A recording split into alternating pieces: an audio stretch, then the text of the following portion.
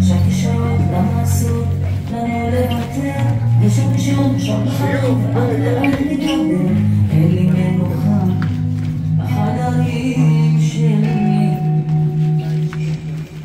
ניסיתי למשוך, רציתי לשלוח את כל מה שהצטבר, חיפה בדירה, נצפה קלה, ובולך וחוזר, שוב זה הגדה. למה זה? כן, אמרתי לה את זה. היא מלמד יפה. קודם מדגימים, ככה צריך לעשות. נכון. אמרתי לה שככה צריך ללמד. קודם להדגים, להראות, ואחר כך זה נקלט הרבה יותר מהר. היא מצוינת.